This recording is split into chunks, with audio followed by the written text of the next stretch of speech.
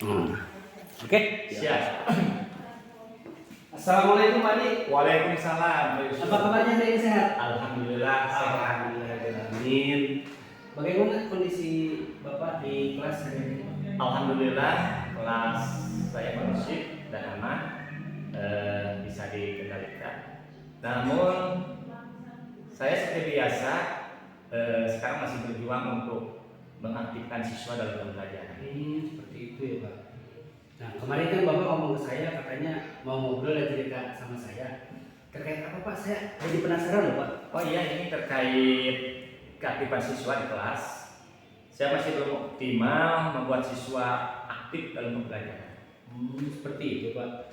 Terus tujuan atau harapan Bapak dengan adanya percakapan ini seperti apa Pak? Oh iya, tujuan saya dari percakapan ini saya berharap ya Pak Yusuf bisa memberikan solusi atau saran bagaimana dalam mengatasi masalah yang saya hadapi ini. Oh, iya.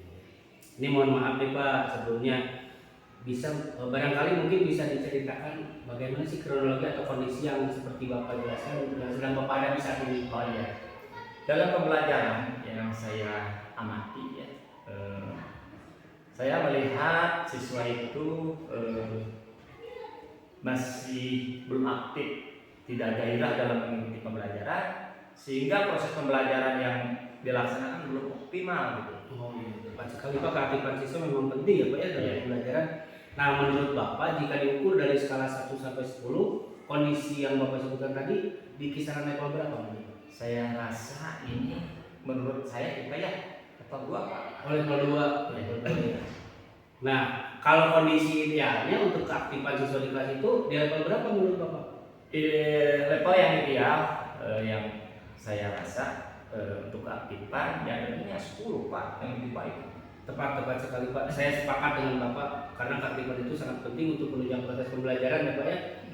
Nah, apa rencana yang akan Bapak laksanakan atau yang akan Bapak lakukan untuk menghadapi permasalahan tersebut Pak? Tentunya untuk masalah ini saya sebagai wali kelas gitu ya, saya akan menganalisis apa yang menyebabkan siswa tersebut yang menjadi kurang aktifnya itu. Pertama yang akan menganalisis apa penyebab utamanya. Apakah ada strategi atau rencana lain nih Pak selain yang sudah Bapak siapkan? Saya akan mencoba akan membuat rencana pembelajaran dengan metode diskusi dan kelompok dan diintegrasikan dalam kuisis serta gambar-gambar yang menarik, yang menantang sehingga siswa insya Allah dengan seperti itu akan aktif Pak. Alhamdulillah Pak. Nah untuk hal pertama atau yang segera mungkin akan Bapak laksanakan apa Pak? Yang pertama yang saya akan lakukan menganalisis faktor penyebab kekurang aktifan siswa di kelas, mencoba berkoordinasi dengan rekan sejawat serta menyusun pembelajaran yang menarik untuk siswa. Alhamdulillah. Nah, siapa yang akan Bapak ajak bekerja sama atau berkolaborasi untuk menghadapi masalah? Untuk berkolaborasi, saya akan mengajak rekan sejawat, terutama kelas tinggi ya, kelas 5, kelas 6. Kemudian saya akan meminta arahan dari Bapak Kepala Sekolah. Nah, pada saat pelaksanaan rencana, mungkin saja ada hambatan atau halangan dan sebagainya Pak. Nah, apa yang akan Bapak lakukan jika pada pelaksanaannya ada hambatan yang dihadapi Pak? Ya, tentunya saya akan berusaha dulu secara optimal rencana yang telah saya buat ya. Kalaupun di dalam prosesnya ada hambatan atau halangan, saya akan merefleksi apa yang membuat hambatan ini rencana pembelajaran tadi bisa kurang optimal. Kemudian saya akan mencari referensi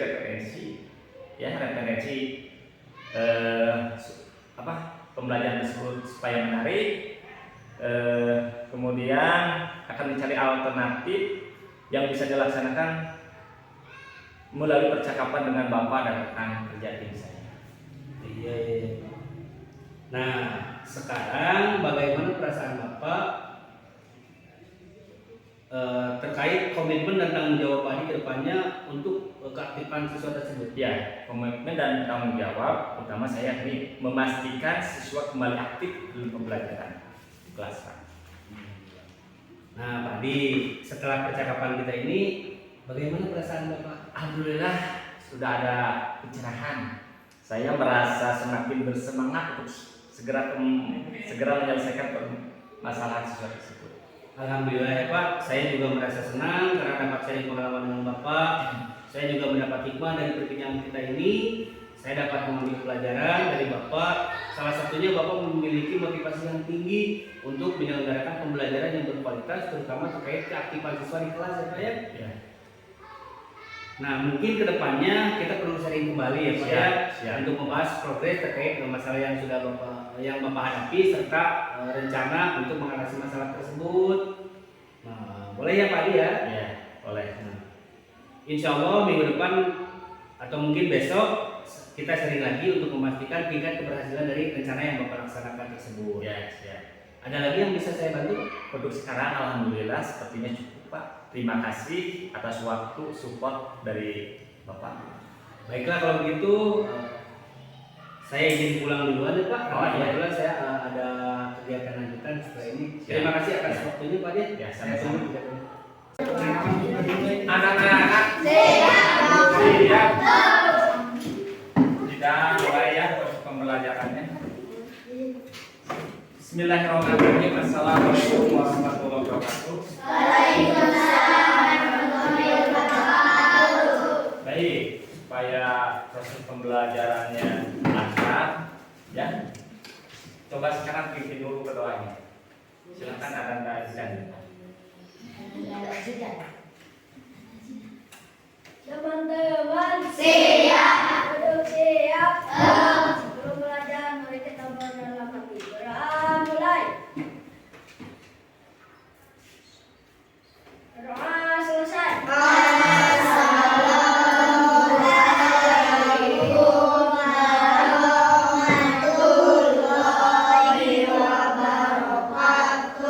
terima kasih kepada Ananda Jidan yang telah memimpin doa, ya.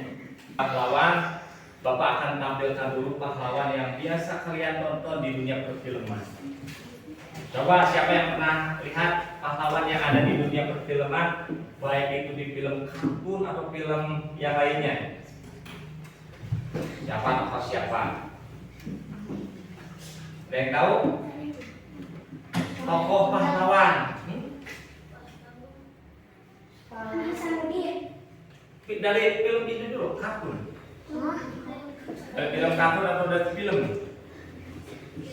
Kalau nonton film kartun kan? Kalau nonton film siapa? Krasakti. Siapa lagi? Krasakti. Siapa lagi? Oh, Rame. Siapa lagi? Jackie Chan. Kian Santang. Kita cek ya, apakah ada yang disebutkan oleh kalian ya?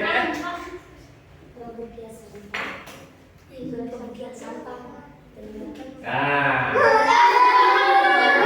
ini adalah pahlawan dari dunia kartun ya. Di sini ada siapa ini?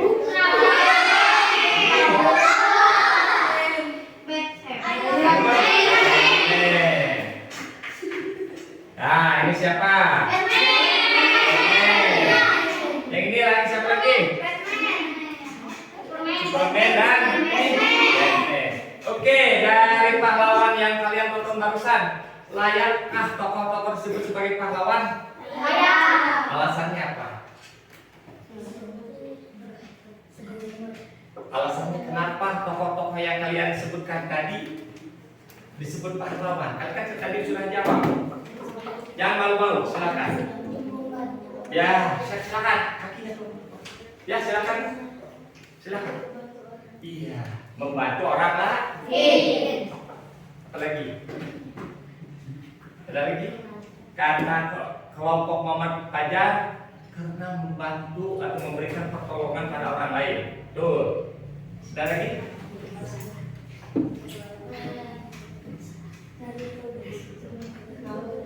silakan kelompok Sira. Apakah sama? Sama ya. Baik. Ya, itu pahlawan itu adalah salah satu sosok yang bisa memberikan bantuan atau pertolongan kepada itulah disebutkan pahlawan. Nah, jangan lupa di negara kita juga memiliki beberapa pahlawan. Yang akan Bapak jelaskan hari ini ada beberapa pahlawan yang menentang penjajahan Belanda ya. Nah, ini siapa? Patimu? Dari mana? Dari Maluku. Ya. Ini menentang penjajahan Belanda tidak? Menentang ya. Menentang karena penyebabnya yaitu Belanda ikut campur dalam perdagangan rempah-rempah, menguasai dengan semena-mena perdagangan rempah yang ada di Maluku. Maka timbullah pertentangan yang dipimpin oleh Pertimuran. Nah, ini siapa? Pangeran Diponegoro. Berasal dari mana? Dari mana Pangeran Diponegoro teh? Dari Yogyakarta. Apa yang melatar belakangi terjadi perang Diponegoro? Belanda ikut campur dalam urusan kenegaraan, ya, sehingga timbullah peperangan yang dipimpin oleh Diponegoro. Nah, ini siapa? Ini, yang ini. Pahlawan siapa ini? Yang dari Aceh? Siapa? Masa laki-laki atau perempuan ini? Ini adalah Cut Nyadin. Ya, terjadi perlawanan karena Belanda ingin menjajah wilayah Aceh. Nah, ini yang terakhir siapa? Ada Bung Tomo adalah salah satu pahlawan yang berasal dari Surabaya, ya, yang menentang Belanda yang ingin kembali menjajah negara Indonesia. Nah, Bung Tomo ini memberikan semangat kepada rakyat untuk menghadang atau menentang kembali supaya tidak menduduki wilayah Surabaya. Nah, hari ini Bapak akan mengajarkan tentang pertempuran rakyat Surabaya dalam melawan tentara sekutu. Nah, tujuan dari pembelajaran hari ini, satu, melalui tayangan video kalian bisa menuliskan dan menceritakan dengan kata-kata kalian sendiri, ya. Nanti Bapak akan menampilkan tayangan video perangnya. Maka kalian saksikan dengan cermat, dengan teliti supaya bisa menuliskan dan menceritakan dengan baik dan benar. Itu tujuan yang pertama. Tujuan yang kedua, setelah kalian menonton tayangan video tadi, menuliskan nilai-nilai kepahlawanan yang bisa diteladani, yang bisa kita laksanakan dalam kehidupan sehari-hari. Nah, ada dua tujuan ya. Oke, udah siap untuk menonton videonya?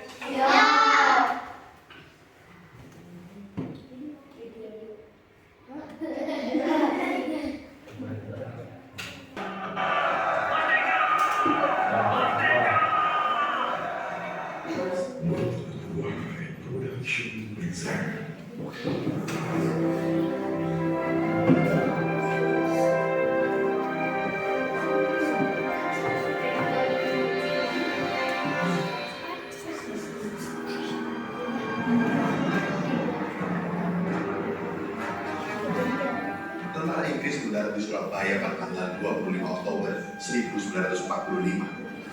Mereka tergabung dalam tentara sekutu atau Allied Forces Netherlands East Indies. Selain tentara Inggris, tentara Belanda yang tergabung dalam Netherlands Indies Civil Administration atau NICA juga ikut membonceng Inggris mendarat di Surabaya.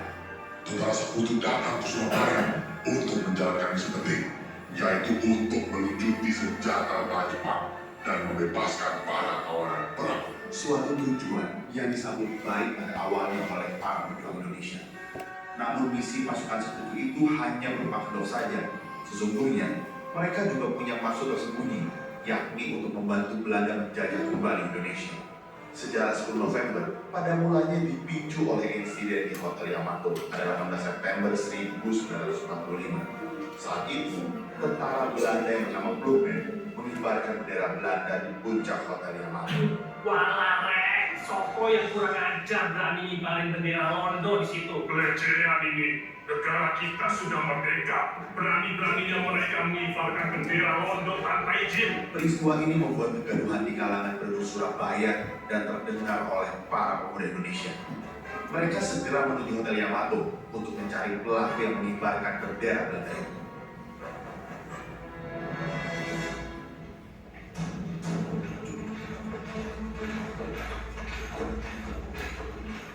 Presiden Sudirman bersama Sidik dan Haryono lalu bertemu dengan tentara Belanda yang mengibarkan bendera tersebut. Tentara itu bernama WVJ Blumen. Mereka lalu saling beradu argumen di Hotel Yamato. Segera turunkan benderamu itu sekarang juga. Kamu orang siapa berani perintah saya? Negeri saya baru saja memenangkan perang dunia. Saya tidak takut dengan kalian. Bendera Netherlands harus tetap berkibar. Dan kita tidak mengakui kemerdekaan Indonesia.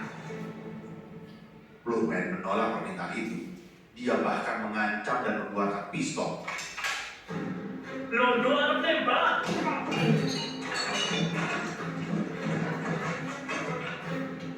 Perkelahian di lobi hotel itu pun tak terelakkan. Blumen tewas dicekik Sidik. Selamatkan Blumen, dia bisa mati gak bisa nafas. Siapa orang itu? Dan Sidik pun tewas di tangan tentara Belanda lainnya. Sementara itu, Sudirman dan Haryono berhasil keluar dari Hotel Yamato. Haryono dan seorang pemuda bernama Kusno Wibowo kemudian memutuskan untuk memanjat ke puncak Hotel Yamato. Mereka pun merobek warna biru di bendera Belanda tersebut sehingga menjadi bendera berwarna merah putih.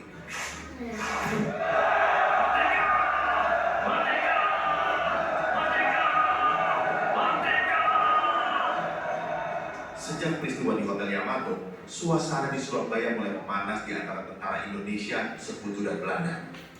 Tentara Sekutu yang tiba di Surabaya adalah pasukan Inggris dari Brigade Infanteri India 49 Maratha yang dikomandoi oleh Brigjen Malabi. Pasukan ini berisikan orang-orang India yang disebut Indian Army. Mereka tiba di Surabaya pada tanggal 25 Oktober 1945. Kehadiran tentara Sekutu ini membuat para pemuda Indonesia marah besar. Walah, wong Londo yang dibebasi sekutu kok jadi seenaknya sendiri. Senjata kita juga dirampas, Rek. Tambah kurang ajar sekutu itu. Kalau bukan karena instruksi pimpinan kita untuk menahan diri, wah, sudah kita habisi itu para sekutu. Malabi mendarat di Indonesia ketika berada dalam situasi yang sulit karena suasana permusuhan dengan rakyat Surabaya sudah mulai terlihat. Itu semua disebabkan karena Inggris memerintahkan orang-orang Indonesia agar menyerahkan senjata. Karena rakyat dan pemuda Indonesia bertekad tidak ingin lagi mengalami penjajahan dalam bentuk apapun, maka mereka memutuskan untuk melawan para sekutu.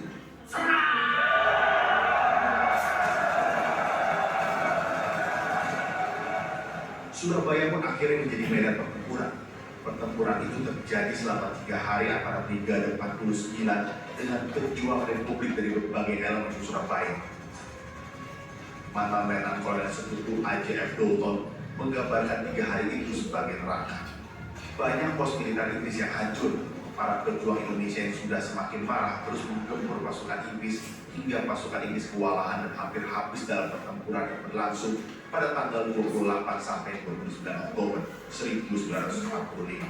Gawat, pejuang Republik berhasil membuat pasukan kita kewalahan. Kalau keadaannya begini terus, lama-lama pasukan Inggris akan habis.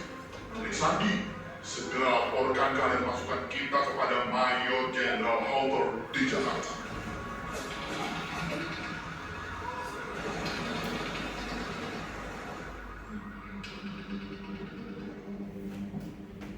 Kondisi kritis yang dialami Brigade 49 di Surabaya membuat pemimpin militer Inggris di Jakarta, Mayor Jenderal Hawthorne, mengajak pimpinan Indonesia di Jakarta untuk berdialog dan berunding.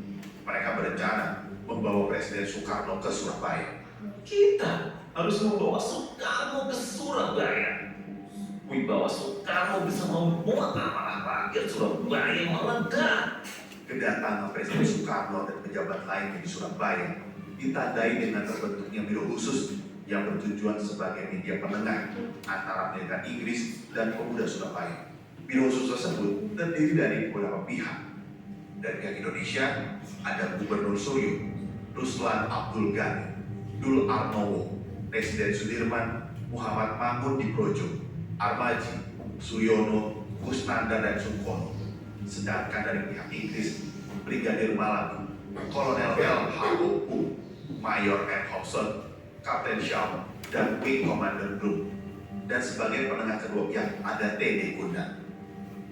Salah satu upaya biro khusus untuk menciptakan perdamaian di Surabaya adalah dengan pawai bermobil di Surabaya.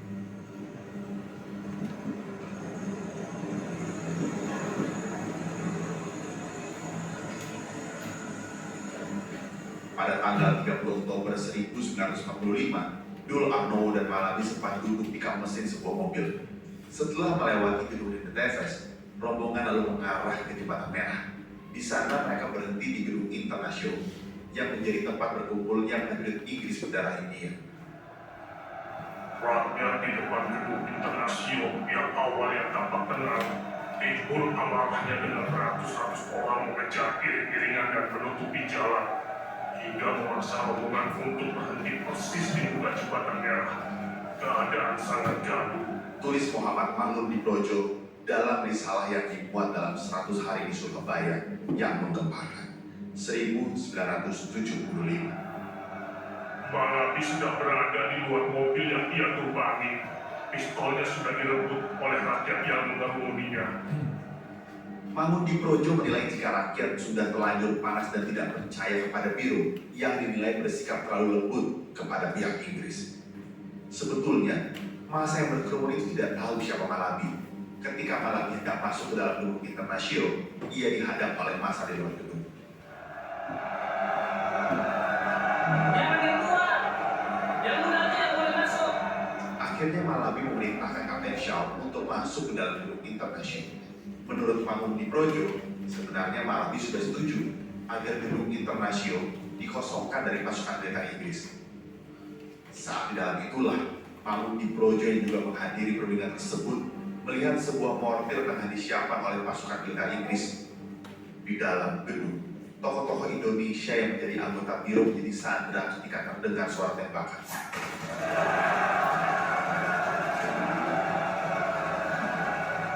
Tidak diketahui siapa yang memulai tembakan. Beberapa perwira Inggris yang ada di dalam gedung Internasional begitu khawatir pada Malabi yang berada di tengah kerumunan massa.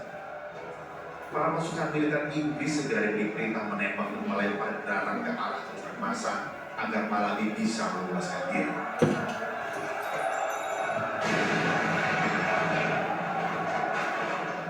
Keputusan itu memang berhasil membubarkan massa yang mengerumuni mobil yang ditumpangi oleh Malabi.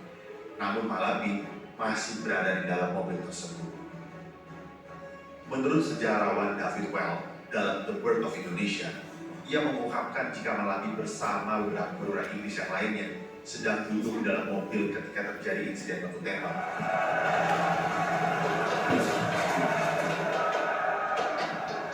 Ketika tembakan mereda, Malabi mengintip untuk memantau situasi. Beberapa pemuda tak dikenal kemudian mendekat.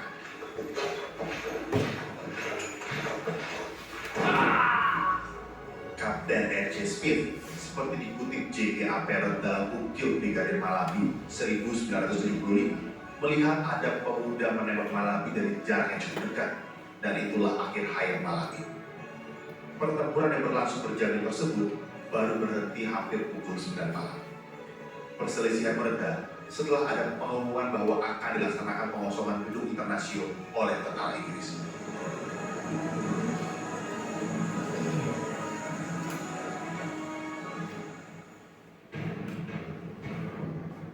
Pasukan Inggris akhirnya mengosongkan diri dari gedung Internasio dan diangkut oleh truk-truk yang disediakan oleh pihak Indonesia. Sebelum keluar dari gedung, pada malam pertempuran itu Smith sempat berbicara dengan perwira Inggris yang mengabarinya soal kematian Malabi.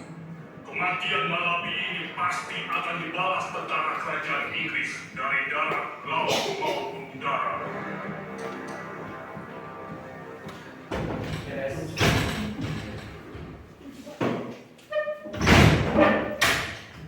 Sekarang silakan tugasnya dikerjakan berkelompok. Apa yang kalian lihat, apa yang kalian tonton, apa yang kalian dengar dari video ini silakan diskusikan, tuliskan ya sama kelompoknya.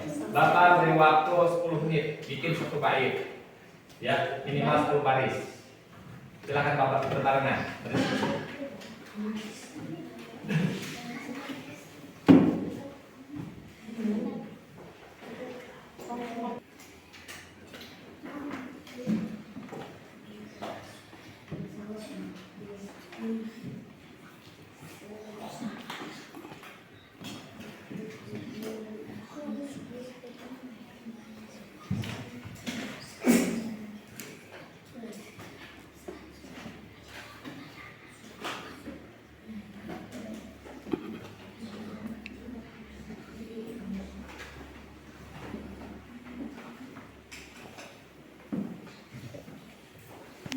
Baik, sekarang yang mau tampil tokoh mana dulu?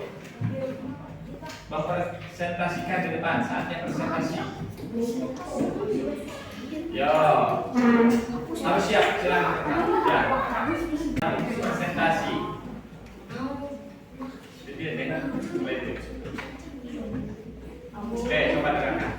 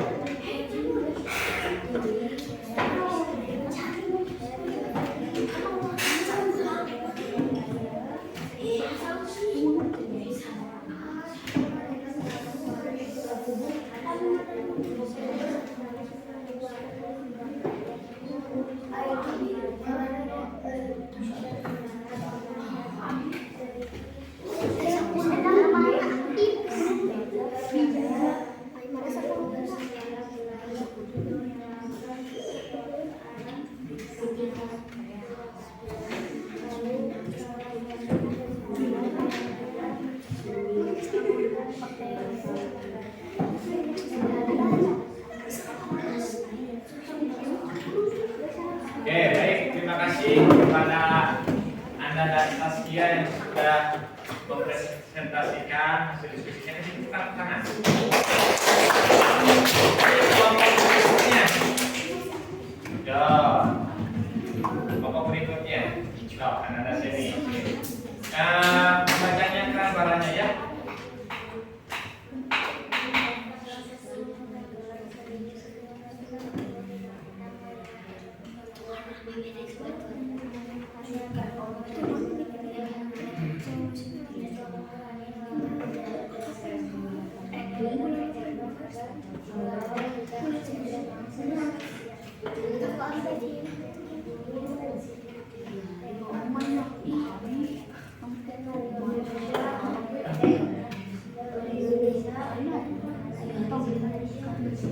Oke, terima kasih Anda Seni yang sudah mempresentasikan. Sini sekarang. Terakhir kelompok aktif ada usaha. Yang keras, Siti.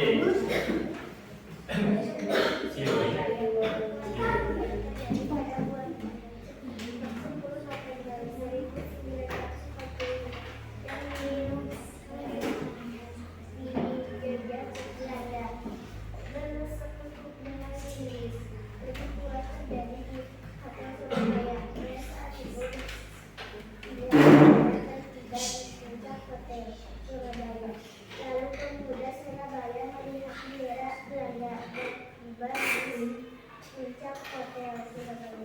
Pemuda Surabaya marah besar lalu pemuda Surabaya mencari tentara Belanda yang mengibar bendera Belanda. Lalu pemuda Surabaya membuka tentara Belanda yang mengibarkan puncak kota Surabaya. Oke, terima kasih Kang. Ya.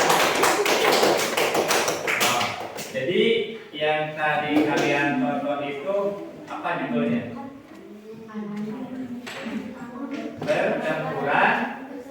Pertempuran di Surabaya. Bapak sudah mendengarkan hasil presentasi dari 3 kelompok, ya. Pada dasarnya sudah baik dalam menuliskan dan menceritakan. Jadi dari tayangan tadi bahwa tentara Inggris itu datang ke Surabaya pada tanggal 25 Oktober 1945, ya. Mereka diboncengi oleh Belanda, ya, yang Belanda bergabung dengan sekutunya ikut dengan Nika. Nah, tujuan kedatangan tentara sekutu, ya, termasuk Inggris, pada awalnya disambut baik oleh rakyat Indonesia, ya. Karena mereka menganggapnya ingin melucuti tentara Jepang dan membebaskan tawanan perang. Tapi mereka mempunyai tujuan lain, yaitu ingin mengembalikan Belanda supaya menjajah lagi di negara Indonesia. Padahal pada waktu itu negara Indonesia sudah merdeka tanggal 17 Agustus 1945. Nah, kemudian pada tanggal 10 November 1945, pada awalnya yang memicu peperangan ini ada salah satu tentara Belanda yang memasang benderanya di atas Hotel Yamato. Ini yang memicu apa? Memicu amarah para pemuda yang berada di Surabaya. Kemudian dari perwakilan pahlawan atau para pemuda di Surabaya ada Jenderal Sudirman, siapa lagi? Tadi deh. Sidik, siapa lagi? Terus Haryono mengunjungi salah satu tentara Belanda yang memasang bendera di atas Hotel Yamato yang mereka berunding, ya. Jenderal Sudirman menyuruh untuk menurun, akhirnya mereka tidak mau. Akhirnya terjadi perkelahian. Siapa yang dicekik itu? Yang dicekik tentara Belanda, yaitu WPJ Purba oleh siapa? Oleh Sidik. Mati nggak itu? Mati. Tapi Sidik pun juga mati ditembak oleh tentara Belanda. Nah, dan Jenderal Sudirman dan Haryono berhasil keluar dari Hotel Yamato, dan Haryono menurunkan dengan salah satu temannya yaitu Kusno Wipo, merobek bendera yang warna birunya agar menjadi merah putih. Nah, terus kejadian berikutnya, setelah kejadian tersebut memanas antara tentara Belanda, tentara Indonesia, terus apa lagi? Tentara Inggris. Situasinya memanas. Akhirnya diambillah perundingan dengan membawa tokoh presiden kita yang pertama siapa? Soekarno. Nah, dari perundingan tersebut, ya, di dalam hotel tadi, namun rakyat tidak percaya akan perundingan tadi, ya. Akhirnya terjadi apa? Terjadilah pertempuran yang besar. Di kedua belah pihak banyak korban meninggal, dan dari pimpinan tentara Inggris sekutu yang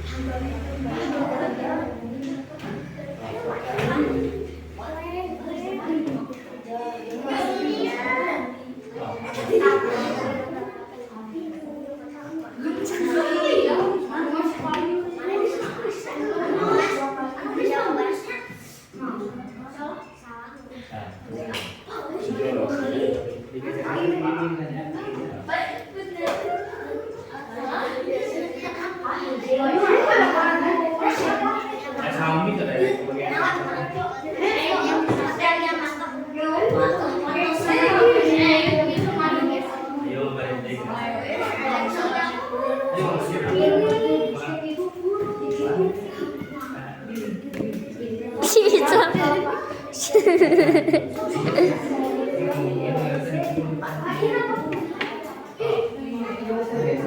pilih mana jawabannya? Digeser. Oi. Oi. Ayo balik dia itu biar Sam. Sam.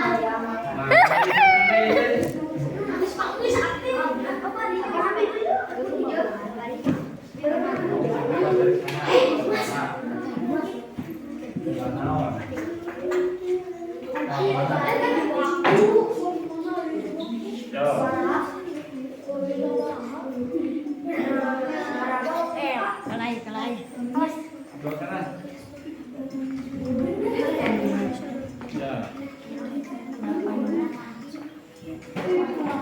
Sabaraha.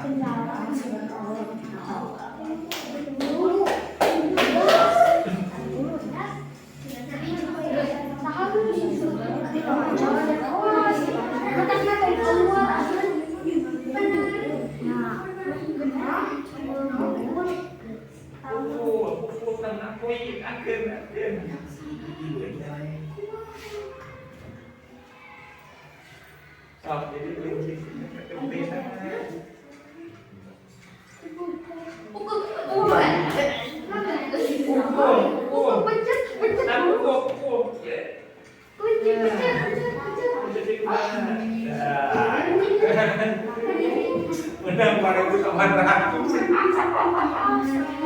Ini kan jauh macam. Oh, balik. Oh, baca deh.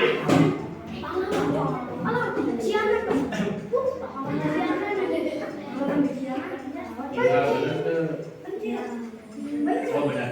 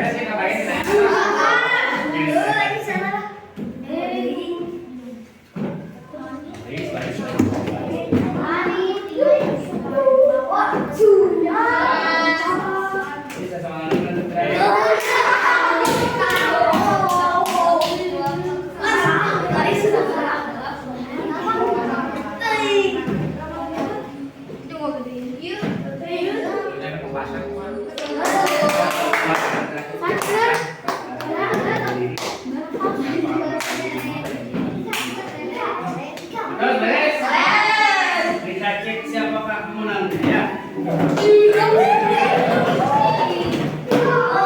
Tuh, nilainya teh ping kuda 4.600 dikuisi 4.000. Jadi nu mana-mana?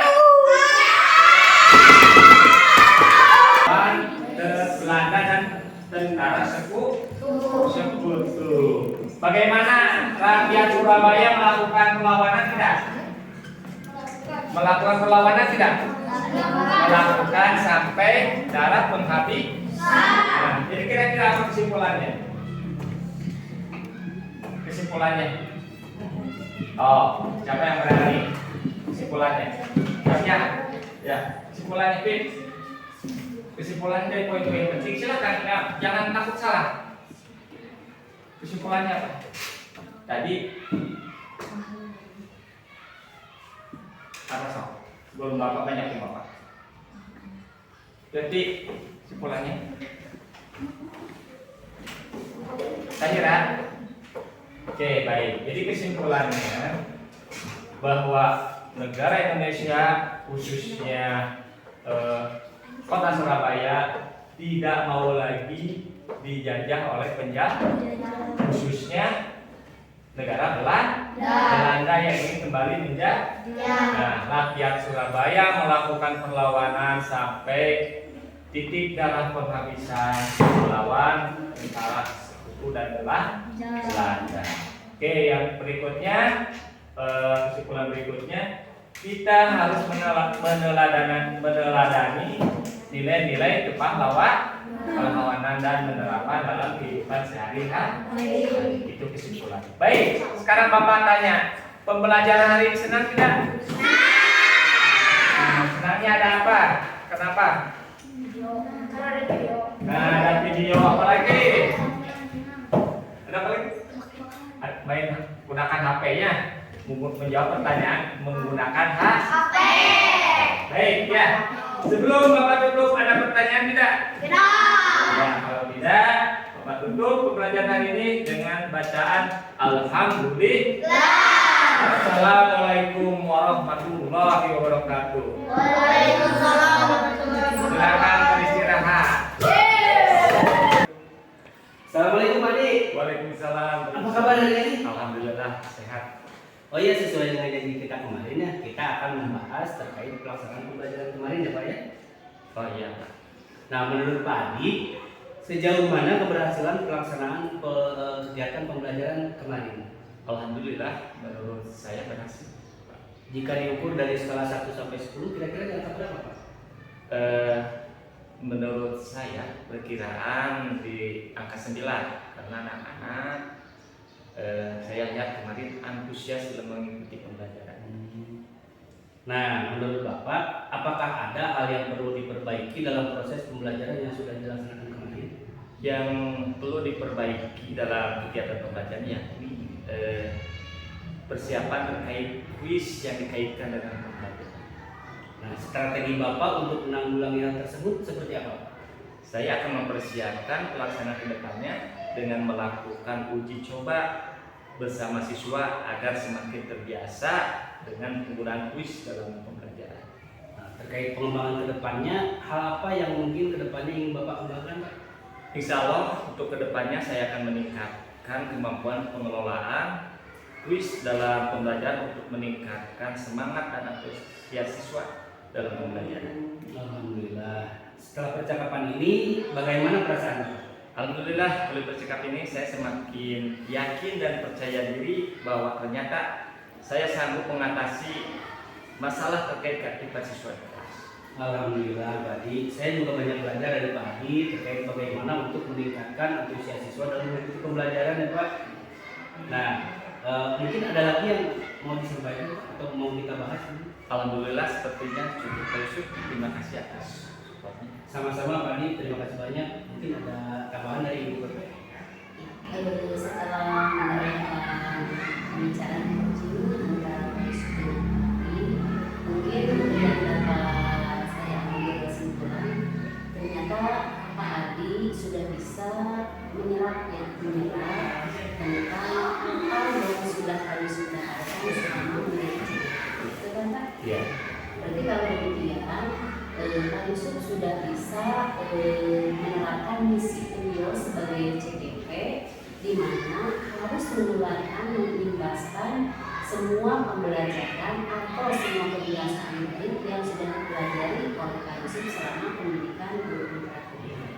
Mungkin kan kemarin juga seperti bagaimana cara membuat KTP Pak Yusuf ya, Pak Adi juga mungkin sudah. Kemudian itu menjadi di saat Pak Adi tampil itu menjadi miniatur dari Pak Yusuf. Wah, saya ini eksplor ilmu saya ini ternyata sudah sampai di situ.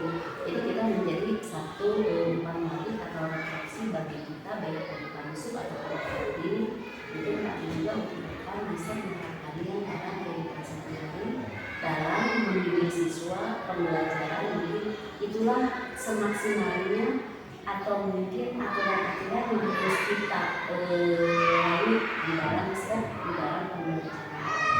Mungkin juga terima kasih kepada Pak Adi yang sudah meluangkan waktunya sambil belajar ya Pak ya, mudah-mudahan pada juga ke depan bisa mengikuti jejak Pak Yusuf menjadi CTP yang bisa belajarnya dan bisa mengikuti sampai dengan garis ini. Nah kemudian juga Pak Yusuf terima kasih ya atas waktunya sudah memberikan imbasnya kepada mudah-mudahan ini menjadi satu amal yang bermanfaat bagi kita.